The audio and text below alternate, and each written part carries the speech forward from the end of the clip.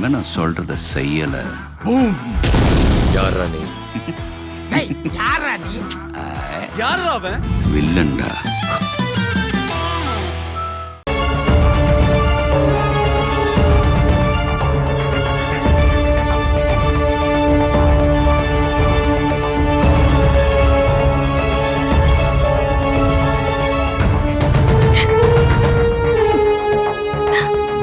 என்னம்மா சக்தி, என்னாச்சுமா?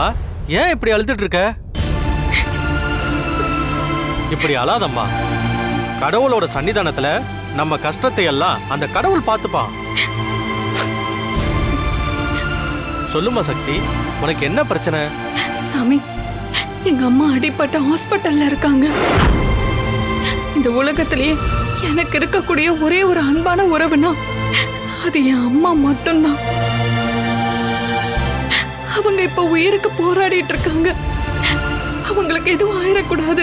அவங்க திரும்பவும் பழைய மாதிரியே குணமாகி வரணும். அதுக்காக என் உயிரை கூட இந்த சந்நிதியிலேயே அந்த கடவுளை எடுத்துக்கிட்டாலும் எனக்கு கவலை இல்லை.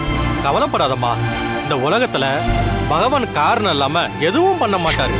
அதையும் தாண்டி ஒரு சத்திய சோதனை நடத்துறாருன்னா அடுத்து ஏதோ ஒரு பெரிய நல்லது நடக்குமா. நான் சொல்றேன், உங்க அம்மாவோட நல்ல மனசுக்கும் அவங்க பொழைக்கிறதுக்காக நீ என்ன வேணாலும் செய்யலாம்னு சொல்ற மனசுக்கும் எல்லாம் நல்லதாவே நடக்கும். நீ தைரியமா போ, உங்க அம்மா கூட இரு, அவங்கள நல்லா பாத்துக்கோ.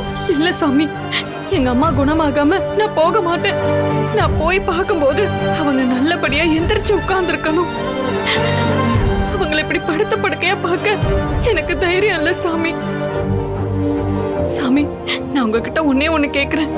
எனக்காக இந்த உதவியை செய்றீங்க? கேளுமா சக்தி, என்னால முடிஞ்ச எதுவா இருந்தாலும் கண்டிப்பா பண்ணி கொடுக்கறேன்.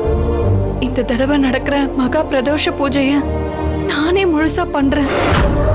அப்படி பண்ணுனா எங்க அம்மா உயிருக்கு எந்த ஆபத்தும் இல்லாம அவங்க திரும்பி வந்துருவாங்கன்னு என் மனசு சொல்லுது. சக்தி, நீ யோசிச்சுதான் சொல்றியம்மா. நீ நினைக்கிற மாதிரி சிவனுக்கு பிரதோஷ பூஜை செய்யறது அவ்வளவு சாதாரண காரியம் இல்ல, ரொம்ப கஷ்டமா. உன்னை வருத்திக்காத. இல்ல சாமி, என் அம்மாவுக்காக நான் இத கூட செய்யலனா அவங்க என்ன 10 மாசம் சுமந்து பெத்ததுக்கு அர்த்தமே இல்லாம போயிடும். பூஜையை செய்து முடிச்சாதான் உங்க அம்மா குணமாகி வருவாங்கன்னு நீ முழுசா நம்பினா இந்த பூஜையை நீயே பண்ணு. எனக்கு எந்த ஆட்சேபனையும் இல்லை.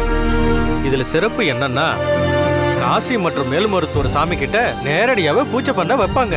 இந்த கோவிலுக்கும் அந்த சிறப்பு இருக்கு, நேரடியாவே நீ பூஜை பண்ணலாம். ஆனா ஒண்ணு, இந்த பூஜையை நீ சரியா செஞ்சு முடிக்கலன்னா அதோட எதிர்வினை ரொம்ப மோசமா இருக்கும். எவ்வளவு தடை வந்தாலும் அதை நீ முடிச்சே ஆகணும். அதை மட்டும் நல்லா யோசிச்சுக்கம்மா. சாமி, எங்க அம்மாவுக்காக இந்த உலகத்துல எவ்வளவு கஷ்டமான காரியமா இருந்தாலும் நான் செஞ்சு முடிப்பேன். அதுக்கான மன தைரியத்தையும் உடல் தைரியத்தையும் அந்த சிவன் எனக்கு கொடுப்பாரு. சரி சக்தி, இந்த பூஜையை செய்யறதுக்கு முன்னாடி சில விஷயங்களை கடைபிடிக்கணும். என்னன்னு சொல்லுங்க, நான் அப்படியே செஞ்சிடுறேன். இந்த பூஜை நடக்கிறதுக்கு 24 மணி நேரத்துக்கு முன்னாடி பச்சை தண்ணி பல்லுல படாம நீ விரதம் இருக்கணும். இந்த கோவில் முழுக்க நீ தான் சுத்தம் செய்யணும். கடவுளுக்கு பூஜை செய்யக்கூடிய ருத்ராட்ச மலையும் வில்வ மலையும் உங்க அம்மா குணமாகணும்னு அந்த சிவபெருமான மனசுல வேண்டிக்கிட்டு உன் கையால தான் அதை தயார் செய்யணும்.